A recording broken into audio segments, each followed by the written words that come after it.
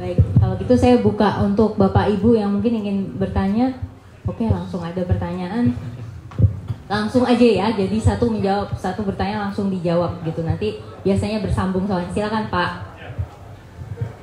Terima kasih, saya dengan Reni dari kebetulan alumni Fisika Teknik 88 diundang oleh Mas Farhan. Tapi dan kebetulan juga saya dihormat gitu, jadi tadi disebutkan Pak Rio. Jadi ini saya sih mungkin sumbang saran aja, atau bukan saran sumbang ya.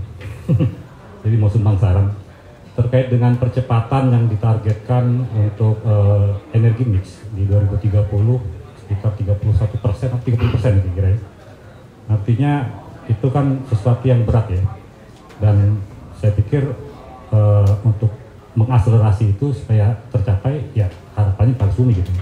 Parsumi yang mungkin saya pikir yang ideal untuk membawa misi pemerintah terkait dengan energi mix yang target 2030. Kemarin juga dari asosiasi sudah menerjemahkan itu, artinya kontribusi dari Parsumi itu sekitar 7.000 megawatt nantinya gitu di 2030 kalau kita memang mau target energi mix 31%. Dari yang sekarang 2.000 artinya ada adisional 5.000 megawatt lagi gitu.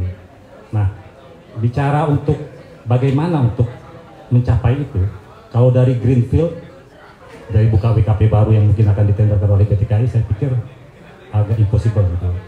Karena memang rata-rata pengembangan Parsumi itu ya di atas 7 tahun, bahkan ada yang lebih dari 10 tahun gitu.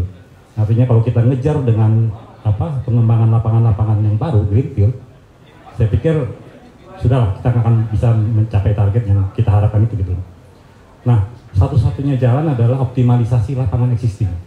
Optimalisasi lapangan existing itu ada banyak cara. Pertama tentunya manfaatin brine yang available dari, karena kan sekarang kan hampir 80% lah PLTP di Indonesia sekarang itu kan rata-rata teknologi steam conditioning turbine yang menggunakan 2 fase fluid geothermalnya, ada separator yang dimana steamnya aja yang diambil, air panasnya dibuang gitu.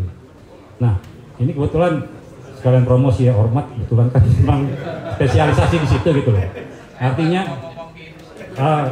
artinya apa? Artinya itu kita bisa dengan cepat mengakselerasi pertumbuhan Parsumi ini dalam 3 tahun.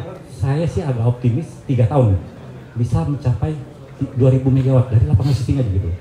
Mulai dari Sumatera, Jawa, saya pikir brine-nya sangat, ya kita juga sudah melakukan intelijen lah ya. Ada berapa sih potensi brine yang ada di lapangan existing. Itu bisa dengan cepat ya, dengan dalam 3 tahun kita bisa mengejar ketertinggalan dari target Parsumi gitu.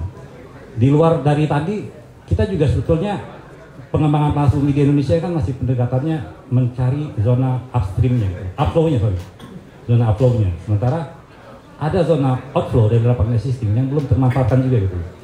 Dan Ormat sih sebetulnya sudah punya pengalaman banyak di Amerika untuk manfaatin zona-zona outflow-nya dari lapangan-lapangan Parsumi gitu. Kalau yang existing di Indonesia sekarang kan kebanyakan mencari zona-zona upflow di mana itu yang panasnya tinggi-tinggi gitu. Sementara yang temperaturnya intermediate di bawah 200 derajat ditinggalin, itu mungkin belum ekonomis lah untuk kita develop itu. Nah itu juga salah satu alternatif untuk, karena lapangan sudah brownfield gitu. Artinya kalau kita bisa manfaatin zona-zona outflow, ya tentunya ada tambahan, kita harus menggunakan pompa produksi gitu ya untuk mengangkat fluid Parsumi-nya. Tapi itu kami punya pengalaman banyak untuk teknologi manfaatin zona-zona outflow dari Parsumi. Hampir 600 megawatt teknologi Ormat itu zona outflow gitu.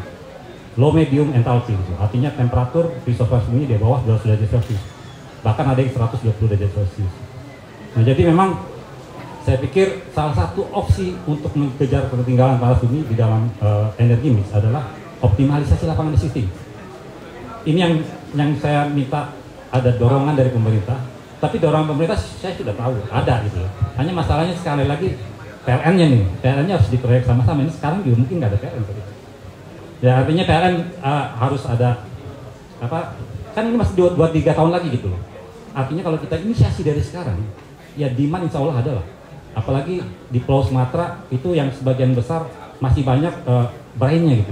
Karena itu hampir sebagian besar di resource Parsumi di Sumatera itu enthalpy-nya 2 fase gitu, air dan steam gitu. Saya yakin itu sangat besar gitu potensinya. Dan PLTU di sana masih banyak gitu. Artinya kalau memang kita mengembangkan itu ya PLTU di stop dulu gitu. Dan kalau kita ngembangin optimalisasi kan artinya kita tidak berbicara ada expenditure di upstreamnya karena sudah selesai, sumur-sumurnya sudah selesai, kita tinggal ngembangin downstreamnya, artinya capex-nya hanya 2 juta 3 juta dolar per megawatt itu, dan ini sangat kompetitif itu. Ini yang harus didorong segera gitu, yang bisa mengejar ketertinggalan panas bumi. Oke, makasih.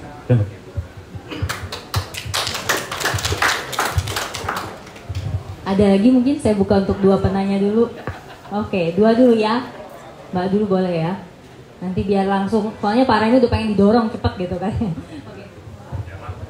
Selamat sore Bapak Ibu, perkenalkan saya Aisyah dari media kompas.com.